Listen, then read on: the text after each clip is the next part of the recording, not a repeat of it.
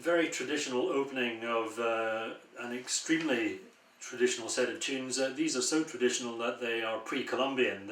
These tunes existed long before the arrival of the Spanish in South America, or probably anyone else for that matter. At that time there were no stringed instruments of any sort. Certainly in the Andes, and as far as I know, not anywhere in South America or even North America. So everything was done on drums and pipes, and here are some Andean sikus. What you heard there was an intro to a selection of sicures, which is pieces of music played on the sikus, which are these. And they are usually split between two players. So let me just demonstrate how that works. Here is a scale of G starting on D, with both the sets played together.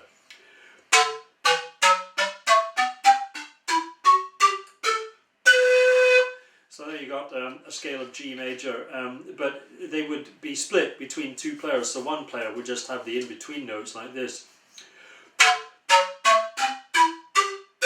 and the other player, and they would put the tune together by sort of bouncing off each other. So I'll play the first of the tunes in this selection, or just the first phrase of it, with both the sets of pipes together. It goes something like this.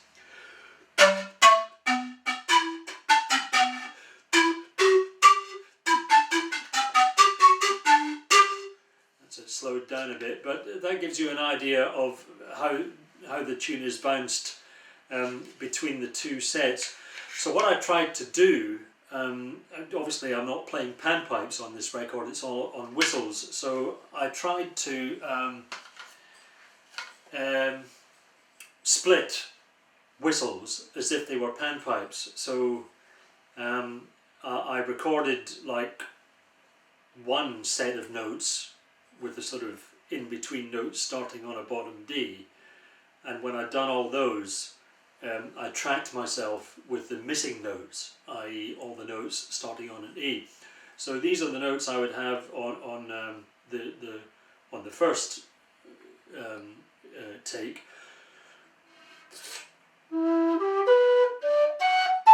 I've got those 6 notes, that corresponds to these. So that's my panpipe notes on the whistle. And so playing that half of the tune on the whistle, it would go something like this, if I can still manage to do it.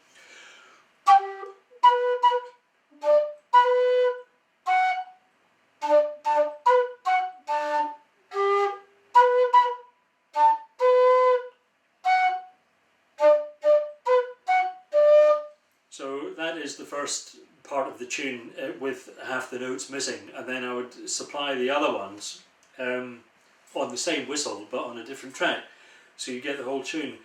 The other thing I tried to do with this is, because, let me just give you a demonstration of these tunes are played in bands of 30, 40, 50 panpipers at a time, and they play really loud. So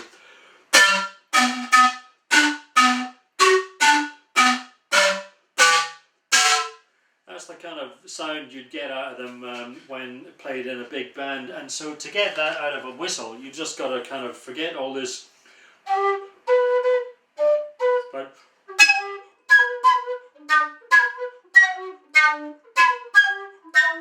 and get all that kind of overblown stuff like you get on the panpipes, so it sounds really raucous, and also build it up so that when you've got loads of whistles, I don't think I got as many as 30 or 40, but I got quite a few overdubbed on this track, and I would use different ones. So, you know, you'd start with this one, and then, you know, you'd move on to this one, say, which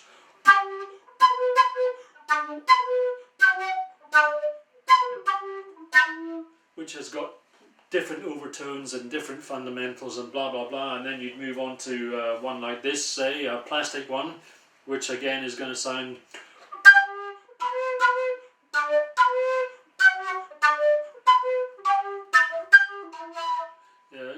sound a little bit different, and when you've tracked up tons of those, hopefully you get a band of whistle players bouncing the tunes off each other like a band of panpipe players. That was the idea.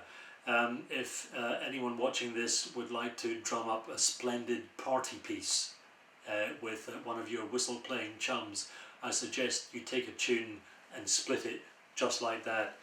It'll go down a storm at Christmas.